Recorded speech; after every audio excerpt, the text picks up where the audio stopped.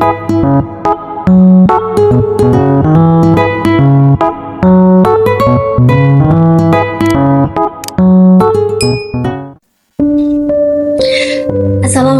warahmatullahi wabarakatuh. Halo teman-teman, gimana kabarnya? Semoga dalam keadaan yang sehat walafiat ya, dimanapun kalian berada. Selamat datang kembali di channelku Reminder Lily, tempat kita untuk diskusi, ngobrol santai, dan bahas-bahas tentang sesuatu yang mudah-mudahan bisa mendekatkan kita kepada Allah. Ya, kita setiap pagi kita bangun ya, melihat matahari bersinar, burung berkicau, manusia beraktivitas seperti biasa gitu. Dunia tuh terlihat tampak baik-baik saja, kelihatannya baik-baik aja gitu ya di permukaan, tapi hakikatnya apakah kita sadar bahwa ternyata waktu terus berjalan mendekatkan kita pada suatu peristiwa yang besar gitu. Peristiwa di mana hari yang tidak ada lagi matahari terbit sesudahnya. Kebayang gak sih matahari gak akan terbit gitu. Dan kita sedang menuju hari itu. Ya, itu adalah hari kiamat gitu ya. Kiamat itu sebenarnya adalah hal yang pasti. Bagi semua orang yang meyakini adanya hari akhirat tentu meyakini kiamat itu pasti akan terjadi. Tapi Allah tidak serta-merta memberikan satu hal yang dimana tidak diberikan petunjuk di dalamnya gitu. Artinya Allah memberikan kita tanda-tanda peringatan kapan sekiranya kiamat itu akan terjadi. Karena memang hari kiamat itu hanyalah Allah yang tahu, itu adalah rahasia Allah. Bahkan Nabi Muhammad pun tidak bisa menyampaikan kapan akan terjadinya hari kiamat, hanya bisa memberikan tanda-tandanya gitu. Dan yang mengejutkan dan mungkin bisa membuat kita sadar bahwa ternyata banyak sekali tanda-tanda itu yang sudah terjadi. Ya, bahkan di zaman sekarang yang kita tinggal ini ya, di zaman dimana kita hidup, sudah banyak tanda-tanda yang sudah terjadi. Apa saja tanda-tandanya? Ayo kita bahas. Yang pertama adalah ilmu diangkat dan kebodohan menyebar gitu ya. Rasulullah Shallallahu Alaihi Wasallam bersabda bahwa sesungguhnya di antara tanda-tanda kiamat adalah diangkatnya ilmu, tersebarnya kebodohan, perzinahan dilakukan terang-terangan, dan diminumnya khamar secara umum. Ya, coba perhatikan zaman sekarang bahwa ilmu agama perlahan-lahan mulai ditinggalkan. Ulama-ulama kita mulai meninggalkan dunia ini satu persatu gitu, dan tidak ada yang bisa menggantikan. Sedangkan kita membutuhkan beliau-beliau untuk memandu, untuk membimbing kita ke jalan yang benar. Dan kita ketahui bahwa para ulama adalah ahli waris dari nabi, para nabi gitu. Jadi keilmuannya mengenai hidup, mengenai agama, mengenai Allah, itu kita bisa pelajari dari beliau gitu. Dan sekarang banyak ulama yang akhirnya meninggalkan dunia ini gitu satu persatu dan tidak tergantikan. Malah mungkin kita malah lebih sering menghafal atau kenal para artis, para selebritis, influencer di sosial media, atau bahkan kita lebih paham mengenai itu dibanding kita mengenali keluarga Rasulullah itu siapa saja, sahabat-sahabat Rasulullah itu siapa saja, terus bagaimana sepak terjang mereka dalam menegakkan agama, membela agama, sampai akhirnya agama kita ini diakui di dunia dan banyak pengikutnya begitu. Bagaimana perjuangan mereka dalam berdakwah untuk mendekatkan kita kepada Allah gitu. Kita mungkin malah lupa gitu ya, dan mungkin memang kita tidak mempelajarinya karena dunia ini lebih menarik daripada mempelajari akhirat. Bahkan mungkin kita bisa tahu mengenai film-film, drama Korea, serial-serial lainnya, film-film lainnya, tapi kita nggak tahu nih arti atau terjemahan dari surat-surat Al-Quran, di mana Al-Quran adalah kalamnya Allah. Lewat Al-Quran kita bisa berbicara dengan Allah gitu. Jadi kita malah jadi nggak tahu nih gitu tentang agama kita sendiri, tentang bacaan-bacaan sholat aja mungkin kita nggak paham gitu, apa yang kita baca itu kita nggak ngerti, ya asal sholat aja, yang penting kewajiban sudah gugur gitu ya. Sehingga mungkin terkadang itu yang membuat kenikmatan sholat juga jadi nggak terasa nikmat, karena kita nggak ngerti nih isi yang bacaan yang kita baca tuh artinya apa, isinya bagaimana gitu, karena ya kita mungkin lebih sibuk atau lebih banyak mempelajari hal lain gitu, padahal sesungguhnya itu yang kita butuhkan gitu dalam hidup sebagai bekal untuk kita di kehidupan selanjutnya. Ya, celakanya sebenarnya bukan karena akses belajarnya sulit gitu, tapi mungkin karena manusia sudah tidak mau lagi belajar gitu. Padahal kan ilmu adalah cahaya. Ketika cahayanya padam, ya dunia akan tenggelam dalam kegelapan gitu. Ya malah lebih parahnya mungkin orang yang tidak tahu agama justru berbicara soal agama, yang ilmunya mungkin dangkal, tampil seperti cendekiawan gitu. Kebodohan pun dianggap kebijaksanaan gitu. Ya inilah salah satu tanda bahwa memang akhir zaman ini ya sudah terjadi. Kita sudah mendekati hari di mana dunia ini akan selesai. Maka ketika kalian, kita semua, aku, kamu menemukan sosok guru agama yang berpegang teguh kepada Al-Quran dan Sunnah, itu adalah kesempatan bagi kita untuk bisa belajar dan mengenal Allah, sehingga kita tahu arah kemana kita berjalan, kita tidak lupa jalan pulang kita kemana gitu ya. Justru itu adalah kesempatan bagi kita, peluang bagi kita, kenikmatan yang Allah beri ketika kita bisa belajar ilmu agama dari beliau gitu ya, bisa belajar mengenal Allah lebih dekat lagi, bisa belajar tentang syariat-syariat dan ilmu-ilmu lainnya gitu ya, yang intinya adalah mengenalkan kita kepada Allah gitu. Itu kesempatan dan peluang gitu, dan itu adalah kenikmatan yang tidak ternilai harganya gitu. Maka memang menjadi penting untuk mencari guru yang benar-benar bisa membimbing kita gitu. Bagaimana kita bisa tahu guru tersebut adalah guru yang berpegang teguh pada Al-Quran dan Sunnah? Ya lihat saja dari yang beliau paparkan gitu. Kita bisa lihat dari berbagai banyak ulama-ulama, para habib, para ustadz gitu ya. Nanti seiring berjalannya waktu Allah akan tunjukkan kepada kita siapa yang benar-benar bisa membimbing kita gitu. Karena aku yakin bahwa ketika kita ingin mendekat kepada Allah, kita mencari guru yang bisa membimbing kita kepada Allah, Allah akan tunjukkan jalannya gitu. Karena Allah nggak akan mungkin menyesatkan orang yang mau kembali kepadanya. Baik, Rasulullah pernah bersabda bahwa di antara tanda-tanda kiamat itu adalah munculnya perzinahan ya, yang dilakukan secara terang-terangan gitu.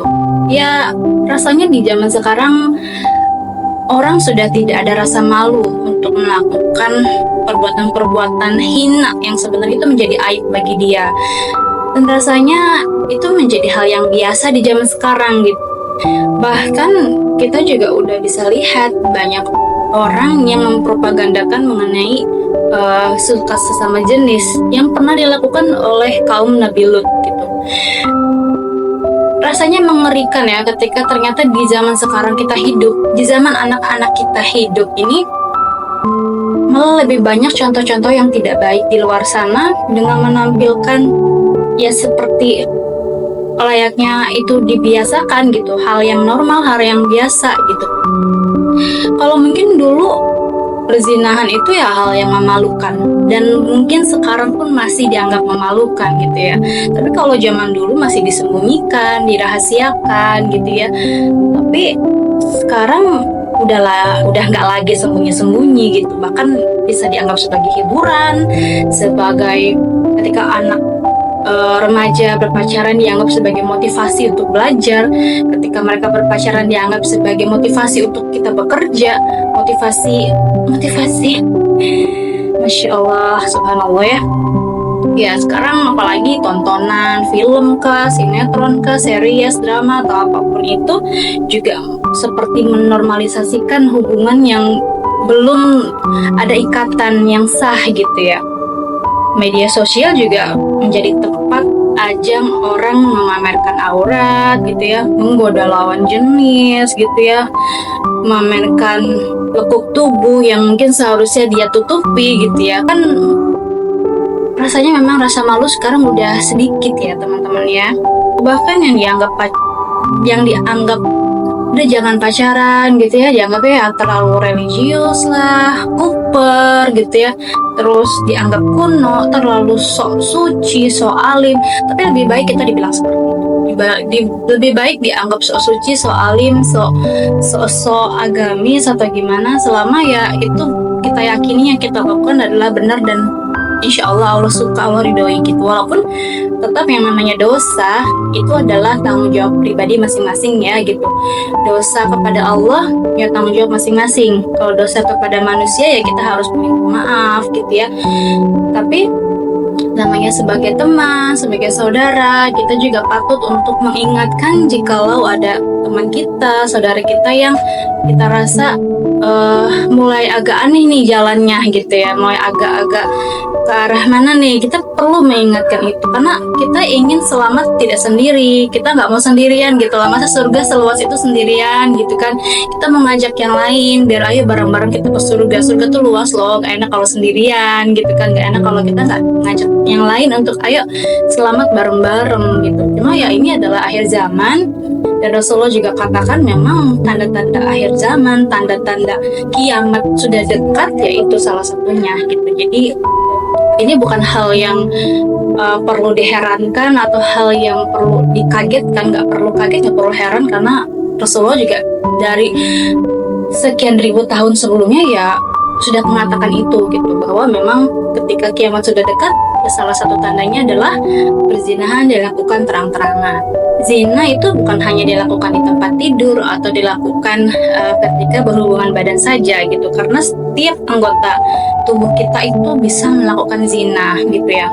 Dari mulai pandangan, zinahnya mata ya melihat, zinahnya telinga mendengar, zinahnya lisan berbicara. Seperti apa sih lisan yang berzina itu? Ya ketika berbicara dengan lawan jenis dengan menggoda, dengan lemah gemulai yang membangkitkan hasrat, membangkitkan syahwat gitu. Karena memang di akhir hadisnya dikatakan kemaluanlah yang menentukannya gitu. Jadi mata yang memandang, ketika mata melihat biasa saja nggak apa-apa, tapi ketika melihatnya dengan syahwat, dengan hasrat, itu sudah zina jatuhnya gitu.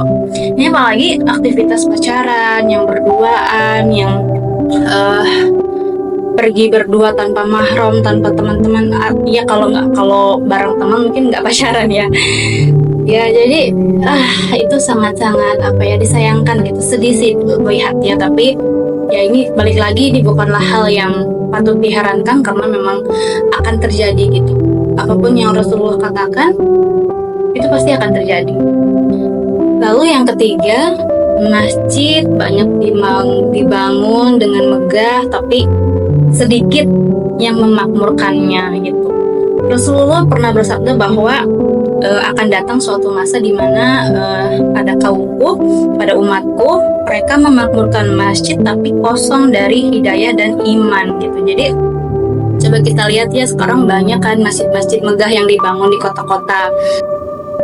Kubahnya tinggi gitu ya, pengeras suaranya berkumandang merdu gitu ya, sang azannya bagus. Tapi coba lihat saat azan berkumandang, berapa orang yang mau menyambut panggilan Allah ke masjid? Masjid itu kadang hanya ramai saat di momen-momen tertentu, misalnya tarawih gitu ya, sholat Jumat gitu. Itu pun ya karena budaya, bukan karena memang cinta sama masjid, hatinya tertawa sama masjid, memakmurkan masjid. Kemudian kalau sholat di masjid, terutama untuk laki-laki gitu ya. Bahkan mungkin sekarang banyak masjid yang dibangun tuh ya sekadar untuk pamer arsitekturnya yang bagus, pamer proyeknya yang bagus, bukan hanya untuk ya tempat sholat, tempat ibadah, tempat kita berdiskusi di sana dengan tenang, dengan khusyuk gitu ya. Tapi memang di hadis lain dikatakan ya salah satu amal jariah kita adalah membangun masjid ya, karena siapapun yang nanti memanfaatkan masjid tersebut ya akan mendapatkan pahalanya bagi orang yang membangun. Tapi ya kita lihat banyak sekali masjid yang dibangun tapi ya sepi gitu ya teman-teman, jarang rame gitu, bahkan malah jadi tempat wisata. Yang tempat wisata pun kita nggak tahu apakah memang mereka tuh datang untuk sholat atau hanya sekadar untuk ya berwisata saja, berwisata islami mungkin ya gitu, foto-foto, menghabiskan waktu di sana tanpa sholat di dalamnya gitu. Dan mungkin bagi anak-anak muda itu nongkrong di kafe mungkin lebih menyenangkan daripada nongkrong di masjid gitu ya. Mungkin lebih lebih terlihat anak mudanya kali ya, lebih tren gitu kalau kita nongkrong ya di kafe-kafe gitu ya, daripada di masjid, daripada memakmurkan masjid karena gengsi mungkin, atau karena ya lebih nyaman di kafe gitulah daripada memakmurkan masjid gitu. Tapi ya itu kembali lagi bahwa ini adalah peringatan bagi kita bahwa ya ini udah mulai akhir zaman, ini sudah akhir zaman dan kiamat sudah mulai dekat. Iman mungkin lama-kelamaan mulai luntur dari hati kita semua kalau kita tidak mengecharge terus iman kita gitu. Ya, tanda yang keempat, waktu terasa sangat cepat berjalan gitu ya. Rasulullah pernah berkata bahwa tidak akan terjadi hari kiamat hingga waktu itu terasa semakin singkat. Setahun serasa seperti sebulan, sebulan serasa seminggu, seminggu seperti sehari, sehari seperti 1 jam, dan 1 jam seperti nyala api yang langsung dipadamkan seketika. Dan coba teman-teman renungkan ya, merasa nggak sih kalau sekarang memang waktu itu berjalan sangat cepat? Tiba-tiba kayaknya udah pagi aja, tiba-tiba udah sore aja, udah malam aja, udah besok, tiba-tiba udah minggu depan, udah bulan depan, udah tahun depan gitu kan. Tiba-tiba ketemu Ramadan lagi, baru kemarin Ramadan gitu kan. Atau perasaan baru kemarin tahun baru, sekarang udah tahun baru. Kalau dulu kayaknya waktu tuh panjang gitu, 1 hari ya. Kita bahkan dalam 1 hari bisa main, bisa sekolah, tempat ibadah, ngobrol sama orang keluarga, sama teman, bisa baca buku gitu ya. Tapi kalau zaman sekarang tuh kayaknya hari itu berlalu tanpa terasa gitu. Tahu-tahu ya udah tadi sudah sore aja gitu ya, kayak terasa kurang 24 jam ya di zaman sekarang itu. Nah sebenarnya bukan karena jamnya rusak ya, tapi ya karena keberkahan waktunya sudah dicabut. Jadi manusia makin sibuk, makin tidak sempat untuk akhirat, makin canggih teknologi, makin kosong jadinya jiwanya gitu. Kalau kita tidak pintar-pintar untuk mengolah waktu yang ada, yang memang terasa sangat cepat ini, ya siap-siap aja gitu. Kalau kita akan banyak kehilangan waktu berharga untuk bisa mencari bekal gitu buat akhirat gitu ya. Ya memang kembali lagi ini bukan kebetulan, karena Rasulullah sudah katakan ini sebelumnya bahwa itu adalah salah satu tanda di mana dunia sedang ya dipercepat untuk menuju akhirnya gitu. Dunia sedang dipercepat sama Allah untuk menuju akhirnya. Akhirnya adalah ya kiamat gitu. Dan yang terakhir, ini aku rasa sudah banyak juga dan banyak orang yang juga sudah menyadari ini gitu, bahwa memang sekarang banyak hal-hal urusan-urusan tertentu yang dipegang oleh orang yang bukan ahlinya. Itu Rasulullah pernah bersabda bahwa jika amanah telah disia-siakan, maka tunggulah hari kiamat. Banyak orang yang akhirnya ketika diberikan suatu amanah, diberikan satu tanggung jawab, diberikan satu jabatan, satu tugas, itu malah mengkhianati tugasnya, mengkhianati pekerjaannya, mengkhianati amanahnya gitu. Yang namanya amanah di sini luas ya definisinya gitu, nggak cuma soal pekerjaan, tidak semua soal jabatan. Bahkan ketika seorang ibu yang diamanahkan anak terhadapnya kemudian melalaikannya, itu juga salah satu tanda bahwa ya udah siap-siap aja gitu, kiamat sudah mulai dekat gitu. Bahkan ketika kita seorang ibu, seorang istri itu diamanahkan adanya anak, adanya suami, kemudian kita malah melalaikan mereka, mengutamakan pekerjaan kita yang lain dibanding pekerjaan kita di rumah, mengutamakan yang lain dibanding mengutamakan anak dan suami, bahwa sejatinya memang tugas perempuan dalam Islam itu ya ada di rumah gitu, mengurus kerjaan rumah. Itu juga salah satu tanda bahwa amanah dilalaikan, amanah disia-siakan gitu. Dan bahkan sampai dari mulai di bawah sampai atas, posisi apapun itu yang dari bawah sampai atas, aku rasa sudah mulai banyak kita lihat itu ya teman-teman. Pemimpin gitu ya, kadang-kadang seharusnya tuh pemimpin melindungi gitu ya, bukan menyakiti, tapi sekarang malah tanggung jawabnya, amanahnya malah jadi dagangan gitu ya, kekuasaan dijadikan alat untuk menumpuk hartanya sendiri gitu ya, mengumpulkan keuntungannya sendiri, tidak memikirkan rakyat, tidak memikirkan masyarakat, tidak memikirkan karyawan-karyawannya atau pegawai-pegawainya lain, lebih mengutamakan dirinya sendiri gitu. Jabatan yang diraihnya juga didapat dengan tipu daya gitu ya, dengan sogok menyogok, suap menyuap gitu. Jadi sekarang tuh yang namanya jujur ya jadi langka, kezoliman dianggap cerdas gitu. Pemikiran-pemikiran, ide-ide yang terlihat seperti menguntungkan banyak orang, tapi ternyata di baliknya adalah kezaliman gitu. Dan ya kita sebagai rakyat, kita sebagai masyarakat, kita sebagai karyawan kadang-kadang nggak bisa punya daya upaya, cuma bisa pasrah dengan kebijakan yang ada, keputusan yang ada, peraturan yang ada gitu. Karena memang itulah kenapa seorang pemimpin itu punya tanggung jawab yang besar di mata Allah. Seorang pemimpin punya tanggung jawab yang besar di mata Allah, yang suatu hari nanti akan dipertanggungjawabkan terhadap apa yang dipimpinnya. Dan pemimpin di sini mungkin paling tinggi adalah presiden ya, tapi paling rendah ya diri kita sendiri. Diri kita ini pemimpin bagi diri sendiri gitu. Apa yang kita pimpin ya ini tubuh yang Allah amanahkan kepada kita gitu.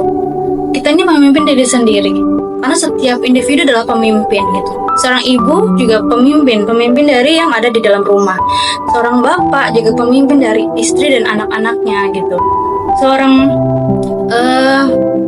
pemilik toko, pemilik usaha, dia ada pemimpin bagi karyawan-karyawannya. Jadi setiap orang sebenarnya pemimpin gitu. Dan itu akan dipertanggungjawabkan nanti di akhirat terhadap apa yang kita pimpin gitu. Dan zaman sekarang keadilan itu rasanya susah sekali ya ditemukan. Yang salah dibela, yang benar disingkirkan gitu. Ulama dibungkam, para pencuri dilindungin. Ya inilah zaman fitnah gitu. Zaman ketika ya cahaya dan gelap itu udah nggak bisa lagi dibedakan.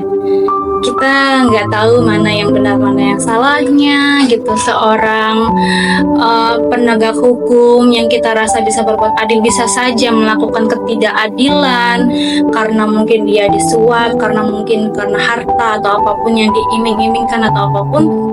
Itu banyak terjadi zaman sekarang, dan itu adalah tanda bahwa kiamat sudah mulai dekat. Baik teman-teman, yang aku paparkan tadi adalah sebagian tanda-tanda yang terjadi gitu. Dan dunia ini memang sudah tua dan sedang dalam perjalanan menuju akhirnya. Tanda-tanda itu nyata, bukan terjadi di masa depan aja, tapi hari ini sudah terjadi di zaman kita, di sekitar kita, dan mungkin bahkan di dalam diri kita. Bahkan mungkin diri kita sendiri menjadi bagian dari tanda-tanda itu. Pertanyaannya bukan lagi kapan kiamat akan datang, tapi apa yang sudah aku siapkan nih sebelum semuanya berakhir. Apa yang udah aku siapkan sebelum kiamat itu datang. Kiamat bagi dunia mungkin belum datang ya, tapi kiamat pribadi bisa datang kapan saja teman-teman. Saat nyawa kita diambil, saat tidak ada lagi kesempatan untuk bisa bertobat. Maka sebelum semuanya terlambat, ayo kita balik lagi. Mari kita kembali kepada Allah, kembali kepada Al-Quran, kepada sholat, kepada rasa takut dan cinta kepada Allah gitu. Karena dunia ini fana, tapi akhirat abadi. dunia ini tempat sementara, tapi akhirat tempat tinggal kita selamanya. Bahkan Rasulullah pernah mengatakan bahwa dunia ini dianggap sebagai tempat persinggahan, teman-teman. Maka bawalah yang penting-penting aja. Jadi kadangkala kita ini ditipu dengan dunia dan seisinya, bahwa kita harus punya A, B, C, D, E dalam dunia ini, padahal itu semua nggak kita butuhkan untuk di akhirat kita. Kita harus mencapai A, mencapai B, mencapai C, mencapai A sampai Z untuk dunia kita. Tapi sebenarnya itu kita bukan yang kita perlukan untuk tujuan akhir kita. Karena sebagaimana kita seorang traveler, sebagaimana kita seorang yang sedang dalam perjalanan, tentu kita tidak akan membawa banyak barang bawaan. Kita hanya akan membawa barang-barang yang memang kita perlukan dan penting dalam perjalanan kita sampai ke tujuan. Jadi untuk teman-temanku semua yang soleh-soleha, ayo kita kembali lagi ke jalan Allah, kita kembali lagi sama Allah, minta petunjuknya sama Allah, dan mulai perbaiki diri kita sedikit demi sedikit, dan semoga Allah memperbaiki hidup kita menjadi lebih baik lagi. Terima kasih sudah menonton sampai akhir. Semoga video ini menjadi pengingat, terutama bagi aku dan juga kamu yang lagi mendengarkan. Sampai jumpa di video-video berikutnya, di episode-episode berikutnya. Ambil yang baik dan buang yang buruknya di channel ini. Tidak ada gading yang tak retak. Aku mohon maaf apabila ada kata-kataku yang kurang berkenan. Semoga Allah menjaga kita, menjaga keluarga kita di akhir zaman ini yang penuh fitnah ini. Baik, wabillahi taufiq wal hidayah. Wassalamualaikum warahmatullahi wabarakatuh.